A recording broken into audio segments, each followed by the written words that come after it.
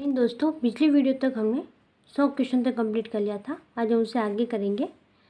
तो शुरुआत करते हैं। निम्नलिखित कथनों पर विचार कीजिए। स्थानीय विकास लक्ष्य पहली बार 1972 में एक वैश्विक विचार मंडल थिंक टैंक ने, जिसे क्लब ऑफ रोम कहा जाता है, प्रस्तावित किया था। तो ये गलत है, क्योंकि जो रोम क्लब जो है, थिंक टैंक जो है, रोम क्लब ऑफ रोम या रोम क्लब एक वैश्विक थिंक टैंक है। ये एक वैश्विक थिंक टैंक है जो कई अंतर्राष्ट्रीय राजनीतिक मुद्दों से संबंधित है। तो राजनीतिक मुद्दों से संबंधित है और स्थानीय विकास लक्ष्य 2030 तक प्राप्त किए जाने हैं। तो ऑप्शन जो बी है वही सही है इसमें।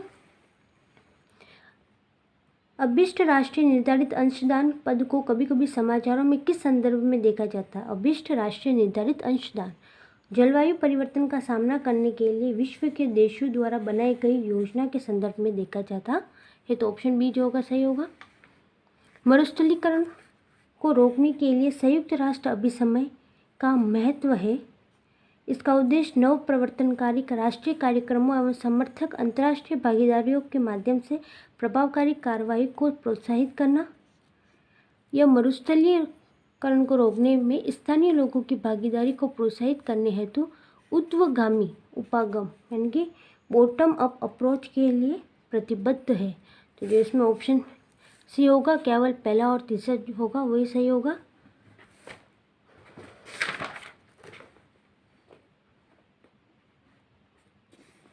निम्नलिखित में से कौन सा भारत सरकार के हरित भारत मिशन के उद्देश्य का सर्वोत्तम रूप से वर्णित है?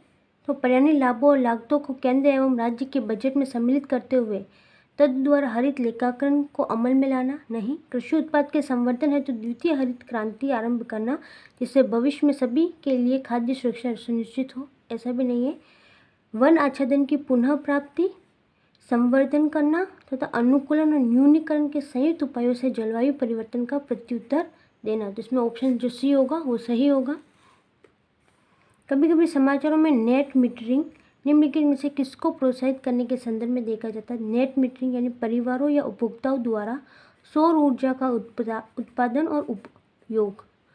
तो जो भी परिवार या उपभोक्ता है उनके द्वारा सौर ऊर्जा का कितना उत्पादन और उपयोग हुआ है वो नेट मीटरिंग में दिखाता है। कभी कभी समाचारों में आने वाली गाडगिल समिति रिपोर्ट और कस्तूरीरंगन समिति रिपोर्ट संबंधित है। यह पश्चिमी घाटों के संरक्षण से संबंधित है और जो गाडगिल समिति की रिपोर्ट जो है की समीक्षा हेतु ही कस्तूरीरंगन समिति का गठन किया गया था। मतलब इस रिपोर्ट की समीक्षा के लिए ही कस्तूरीरंगन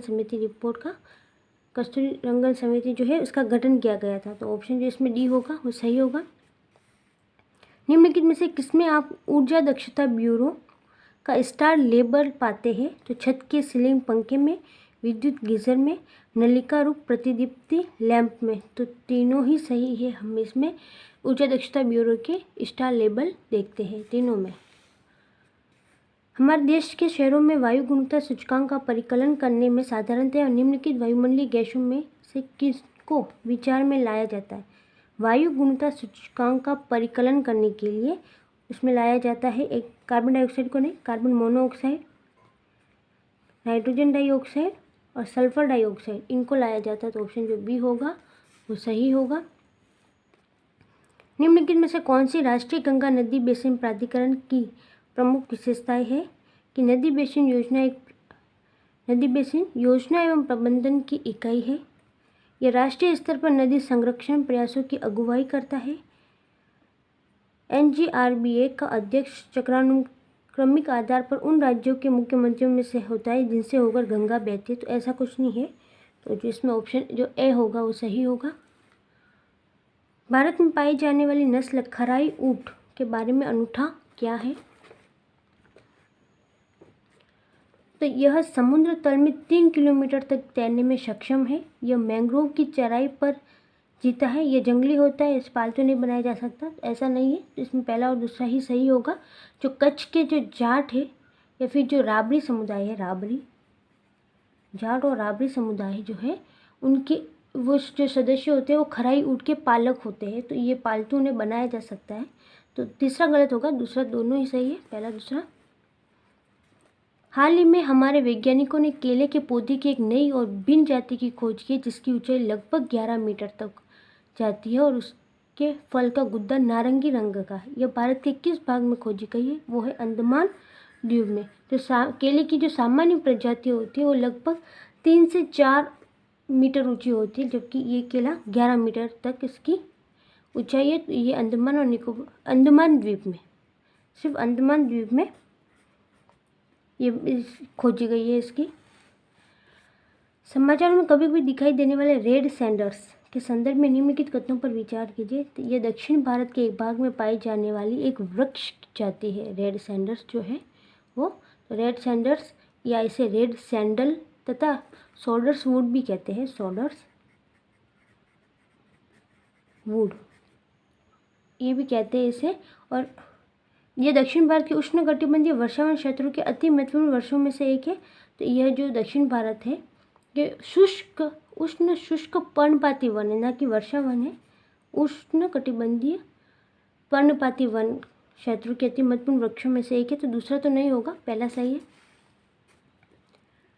एम स्ट्राइप्स शब्द कभी कभी समाचारों में किस संदर्भ में देखा जाता है? तो बाघ अभ्यारण्यों का रख रखाव। एम स्ट्राइप्स बाघ अभ्यारण्यों का रख रखाव। तो ऑप्शन जो बी होगा सही होगा।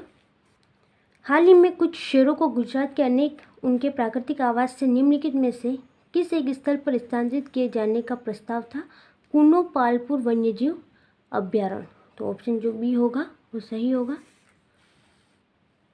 भारत में यदि कछुए की एक जाति को वन्यजीव संरक्षण अधिनियम 1972 के अनुसूची 1 के अंतर्गत संरक्षित घोषित किया गया हो तो इसका क्या निहितार्थ होगा? तो इसे संरक्षण का वही स्तर प्राप्त है जैसा कि बाघ को है। अगर अनुसूची 1 में है वो, तो वही स्तर प्राप्त है जैसा कि बाघ को है। तो ऑप्शन ए सही होगा इसमें। वन्य जीव सुरक्षा अधिनियम 1972 के अनुसार किसी व्यक्ति द्वारा किस विधि द्वारा किए गए कतिपय उपबंधों के अधीन होने के सिवाय निम्नलिखित में से कौन से प्राणी का शिकार नहीं किया जा सकता? तो घड़ियाल का नहीं किया जा सकता, भारतीय जंगली गधा और जंगली भैंस, तो तीनों का ही वो शिकार नहीं कर सकता है। ऑप्शन डी सही होगा।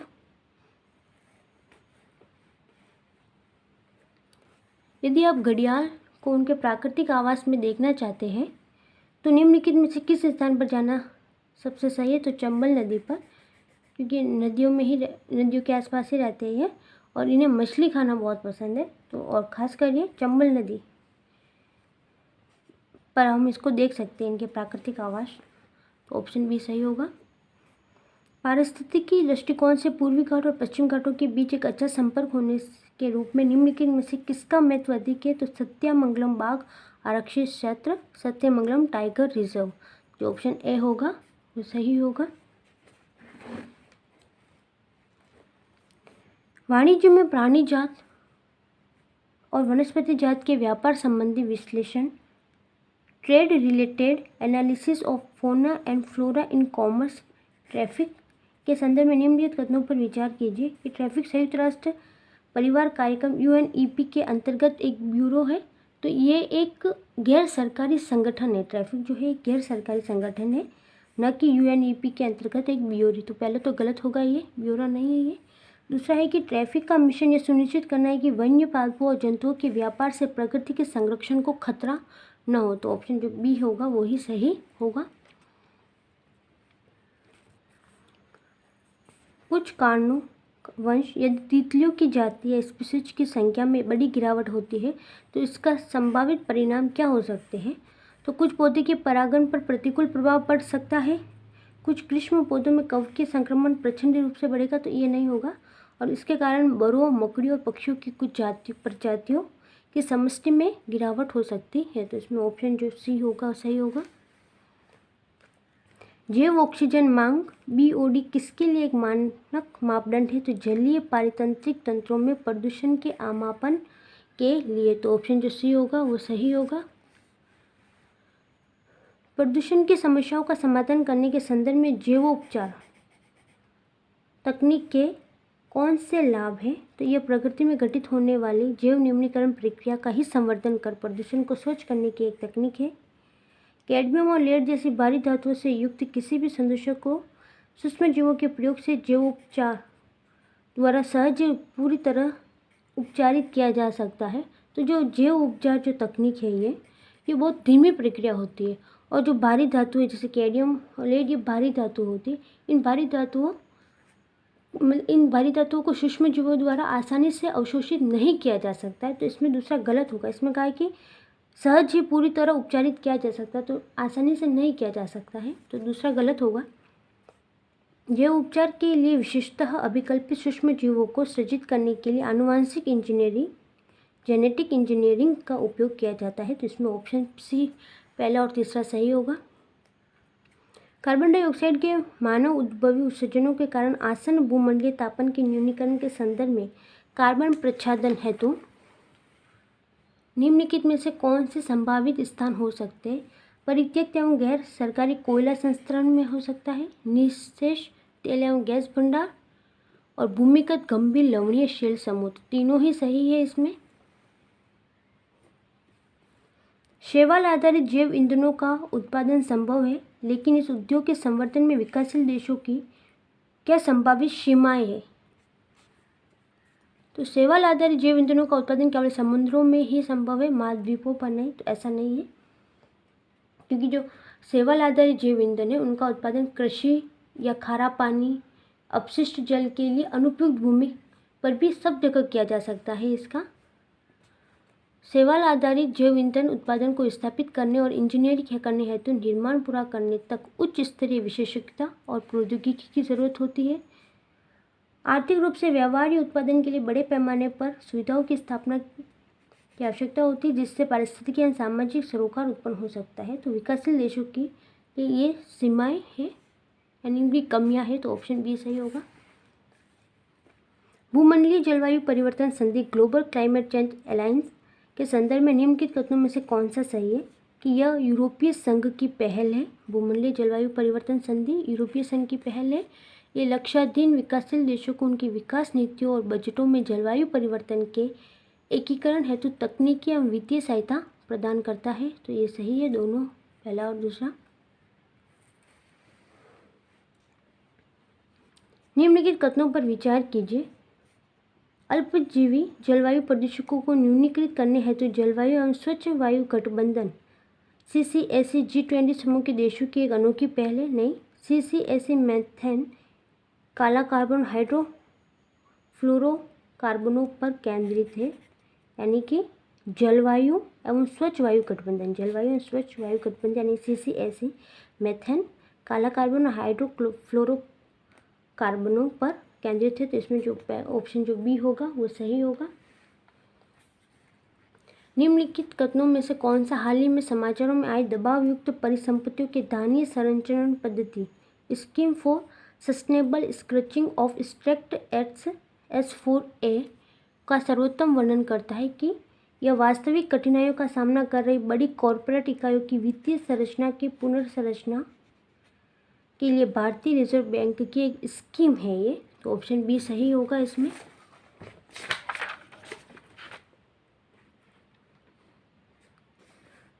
प्रोसोपिस जूलीफ्लोरा नामक पादप प्राय क्यों समाचारों में उल्लेखित होता है? कि जिस क्षेत्र में यह उगता है वहाँ की जैव विविधता को कम करने लगता है। तो ऑप्शन जो बी होगा सही होगा। निम्नलिखित कथनों में से कौन सा कार्बन निषेचन, कार्बन फर्टिलाइजेशन को सर्वोत्तम वर्णित करता है? कि वायुमंडल में कार्बन डाइऑक्साइड की बढ़ी हुई सांद्रता के कारण बढ़ी हुई पादप वृद्धि। तो ऑप्शन ए सही होगा। ये कार्बन निषेचन से पता चलता है हमें, इस कार्बन निषेचन से हमें पता चलता है कि वायुमंडल में CO2 की वृद्धि पौधों में प्रकाश संश्लेषण की दर को बढ़ाती है। कार्बन डाइऑक्साइड में वृद्धि होगी तो प्रकाश संश्लेषण में भी वृद्धि होगी पादपों की। तो ऑप्शन ए सही होगा।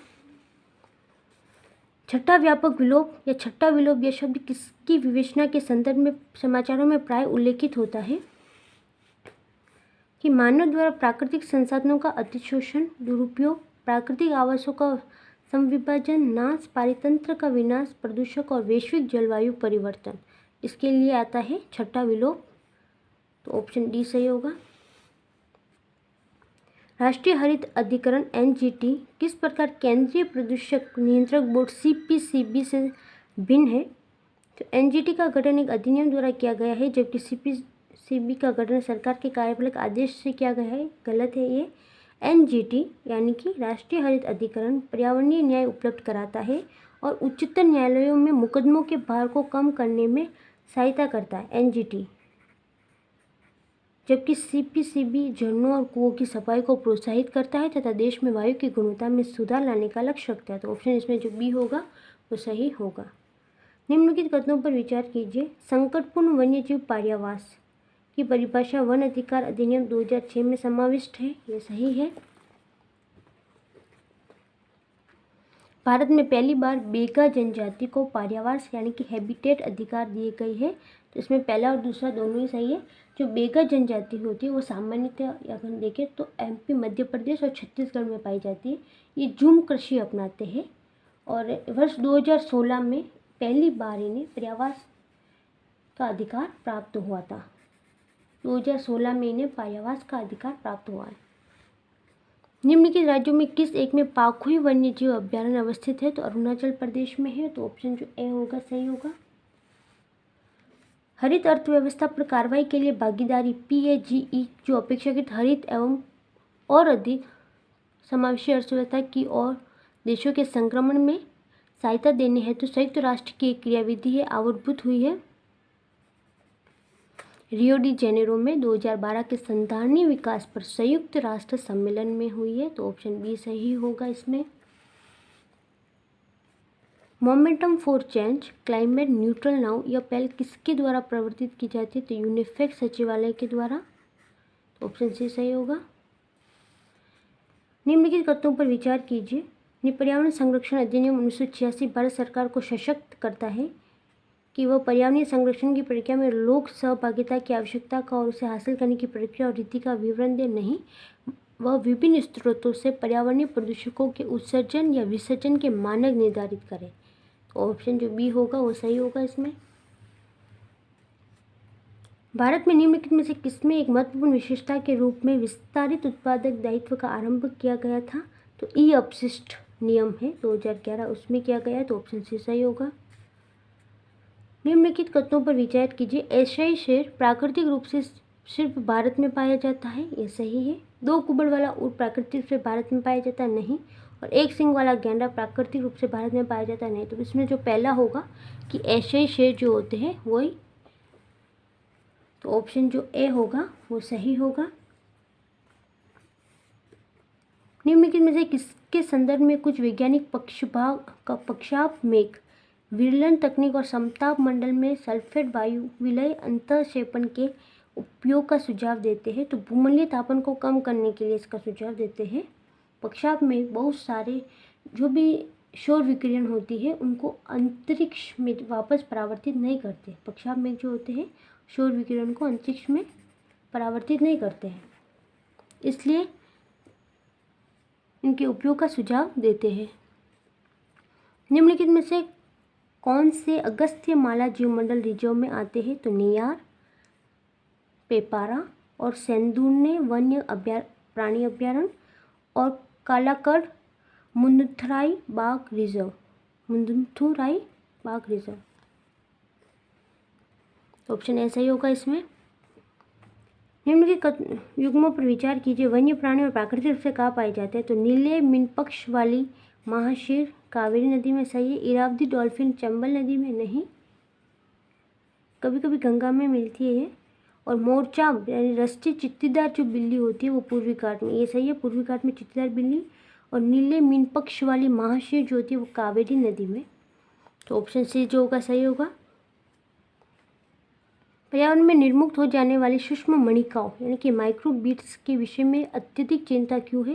क्योंकि ये समुद्री पारितंत्र के लिए हानिकारक मानी जाती है। सूक्ष्म मणिकाएं समुद्री पारितंत्र के लिए हानिकारक मानी जाती है, ऑप्शन ऐसा ही होगा।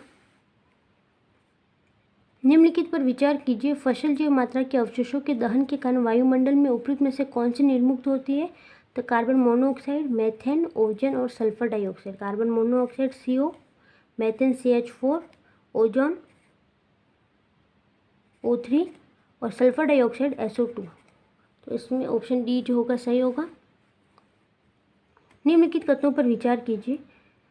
कृषि मदिराएं पर्यावरण में नाइट्रोजन के ऑक्साइड निर्मुक्त करती है, सही है। मवेशी यानी जो जानवर होते हैं पर्यावरण में अमोनिया निर्मुक्त करते हैं, NH3 अमोनिया।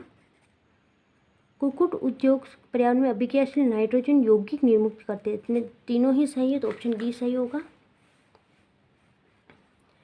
निम्नलिखित में से कौन से कारक बेंजीन प्रदूषण उत्पन्न करते हैं? बेंजीन जिसका जो फॉर्मूला होता है C6H6 होता है, बेंजीन का रासायनिक सूत्र होता है, ये कार्बनिक यौगिक है। तो स्वचालित वाहन द्वारा निष्कासित पदार्थ, तंबाकू का धुआं, लकड़ी का जलना, रोगन किए गए लकड़ी के फर्नीचर का उपयोग और पॉलीयुरेथेन से निर्मित उत्पादकों का उपयोग, ये सब बेंजीन प्रदूषण उत्पन्न करते हैं। अगर हम बेंजीन का उपयोग देखें तो बेंजीन का उपयोग प्लास्टिक, रेजिन, रबर स्नेक, रंजक, डिटर्जेंट, कीटनाशक और ड्रग्स बनाने में भी इसका प्रयोग किया जाता है बेंजीन का। भारत के मरु राष्ट्रीय उद्यान के संदर्भ में निम्नलिखित में से कौन से कथन सही है कि ये 2 जिलों में विस्तृत है? जो मरु राष्ट्रीय उद्यान राजस्थान के 2 जिले हैं, जैसलमेर और बाड़मेर। जैसलमेर और बाड़मेर में है। उद्यान के अंदर कोई मानववास स्थल नहीं, तो ऐसा नहीं है। और यह ग्रेट इंडियन बस्टर्ड के प्राकृतिक आवासों में एक है। ग्रेट इंडियन बस्टर्ड या जिसे हम सोन चिड़िया भी कहते हैं, अर्थात सोन चिड़िया के प्राकृतिक आवासों में से एक है। तो इसमें जो सी होगा सही होगा। निम्नलिखित कथनों पर विचार कीजिए। केंद्रीय भूमि जल प्राधिकरण ने भारत के 36% जिलों को अतिशोषित अथवा संकटपूर्ण वर्गीकृत किया गया हुआ है? नहीं। CGW यानी कि केंद्रीय भूमि जल प्राधिकरण CGWA का निर्माण पर्यावरणीय संरक्षण अधिनियम के अंतर्गत हुआ, ये सही है। और विश्व में भूजल सिंचाई के अंतर्गत सबसे अधिक क्षेत्र भारत में है, ये सही है, भूजल सिंचाई। तो ऑप्शन बी सही होगा। निम्नलिखित बाघ आरक्षित क्षेत्रों में क्रांतिक बाघ आवास के अंतर्गत सबसे बड़ा क्षेत्र किसके पास है? वो है नागार्जुन सागर श्रीशैलम। नागार्जुन सागर श्रीशैलम बाघ अभ्यारण्य। ऑप्शन सी सही होगा। वर्ष 1992 में इसका नाम परिवर्तित कर रख दिया था, राजीव गांधी वन्य जीव अभ्यारण्य कर दिया गया था इसका नाम। यदि किसी पौधे की विशिष्ट जाति को वन्यजीव सुरक्षा अधिनियम 1972 की अनुसूची 6 में रखा गया है तो इसका क्या तात्पर्य है? उस पौधे की खेती के लिए लाइसेंस की आवश्यकता है। तो ऑप्शन ए सही होगा। निम्नलिखित में से कौन सा कथन कार्बन के सामाजिक मूल्य पद का सर्वोत्तम रूप से वर्णन करता है? आर्थिक मूल्य के रूप में यह निम्नलिखित में से किसका माप है? तो प्रदत्त वर्ष में 1 टन कार्बन डाइऑक्साइड के उत्सर्जन से होने वाले दीर्घकालीन क्षति। तो ऑप्शन जो ए होगा सही होगा।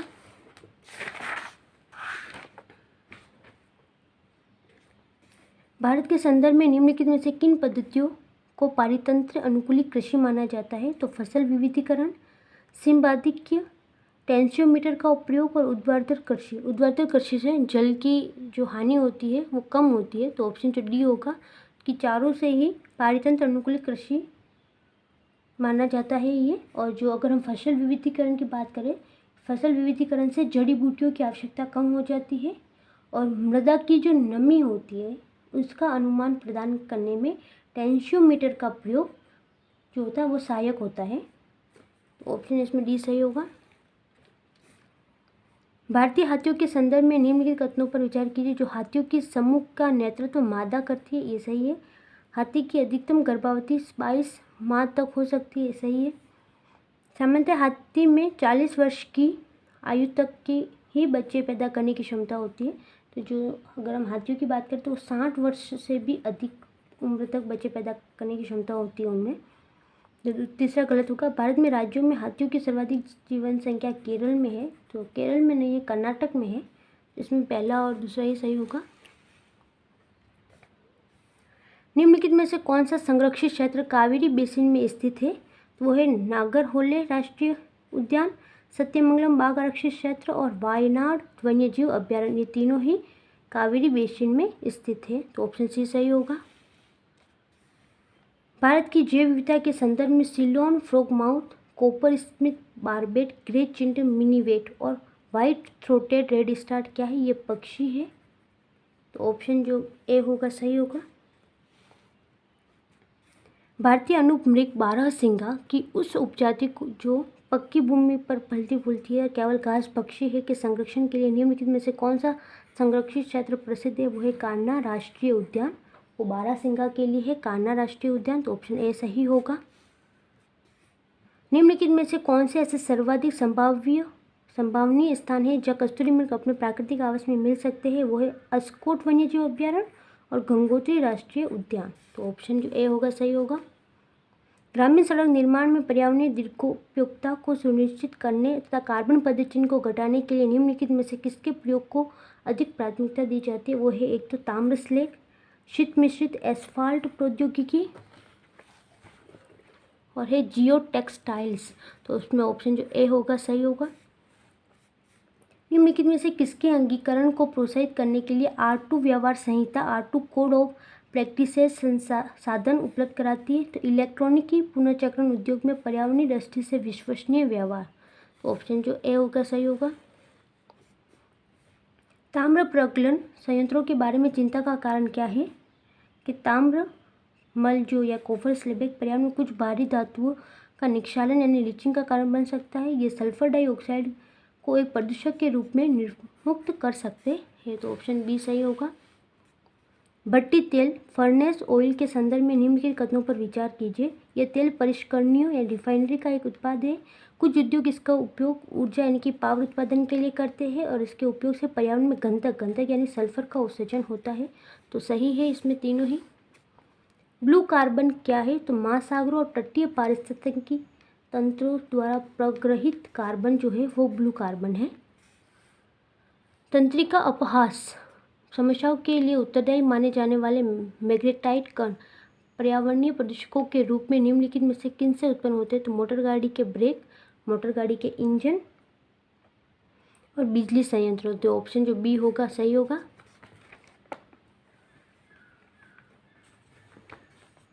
UNEP द्वारा समर्थित कॉमन कार्बन मैट्रिक को किस लिए विकसित किया गया है? तो संपूर्ण विश्व में निर्माण कार्यों के कार्बन पदचिह्न का आकलन करने के लिए कॉमन कार्बन मैट्रिक, तो ऑप्शन ए सही होगा। राष्ट्रीय स्तर पर अनुसूचित जनजाति और अन्य पारंपरिक वन्य निवासी वन्य अधिकारों की मान्यता अधिनियम 2006 के प्रभावी कार्यान्वयन को सुनिश्चित करने के लिए कौन सा मंत्रालय केंद्रक अभिकरण यानी कि नोडल एजेंसी वो है जनजातीय कार्य मंत्रालय, ठीक है। सवाना की वनस्पति में बिखरे हुए छोटे वृक्षों के साथ घास के मैदान होते हैं, किंतु विस्तृत क्षेत्र में कोई वृक्ष नहीं होता है। ऐसे क्षेत्रों में वन विकास सामान्यतः एक या एकाधिक या कुछ परिस्थितियों के संयोजन के द्वारा नियंत्रित होता है। ऐसी परिस्थितियां निम्नलिखित में से कौन सी है? तो वो है अग्नि, चरने वाले तृण पक्षी प्राणी, इसलिए वहाँ पर वृक्ष नहीं होते हैं विस्तृत क्षेत्र में, अग्नि और मौसमी वर्षा, तो ऑप्शन सी सही होगा।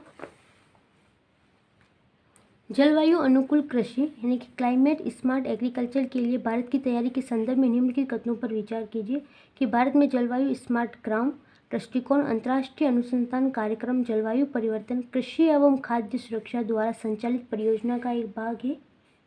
CCAFS यानी कि कृषि एवं खाद्य सुरक्षा, तो कृषि एवं खाद्य सुरक्षा CCAFS परियोजना अंतर्राष्ट्रीय कृषि अनुसंधान हेतु परामर्श दात्री समूह CGIAR के अधीन संचालित किया गया है, जिसका मुख्यालय फ्रांस में है और भारत में स्थित अंतर्राष्ट्रीय अर्धशुष्क उष्णकटिबंधीय फसल अनुसंधान संस्थान CGIAR के अनुसंधान केंद्रों में से एक है। CGIAR यानी कि अंतर्राष्ट्रीय कृषि अनुसंधान केंद्रों में से एक है, तो इसमें ऑप्शन तीनों ही सही होंगे।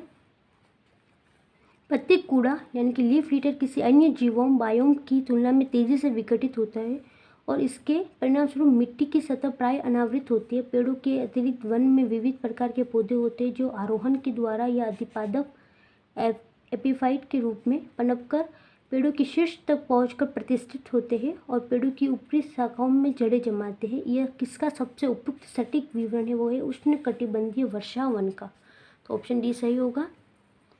निम्नलिखित में से किसमें ट्राइक्लोसन के विद्यमान होने की सर्वाधिक संभावना है जिसके लंबे समय तक उच्च स्तर के प्रभावन में रहने को हानिकारक माना जाता है? वो है प्रसाधन सामग्री, इसमें ट्राइक्लोसन पाया जाता है। इसे कुछ रोधी जो साबुन होते हैं उसमें, बॉडी वॉश, टूथपेस्ट या सौंदर्य प्रसाधनों में भी मिलाया जाता है, तो इसमें ऑप्शन डी सही होगा। तो आज हमने जलवायु पारिस्थितिकी से संबंधित जितने भी क्वेश्चन थे वो कंप्लीट किए। नेक्स्ट वीडियो में हम विज्ञान और प्रौद्योगिकी से संबंधित क्वेश्चन कंप्लीट करेंगे। तब तक के लिए धन्यवाद। जय हिंद।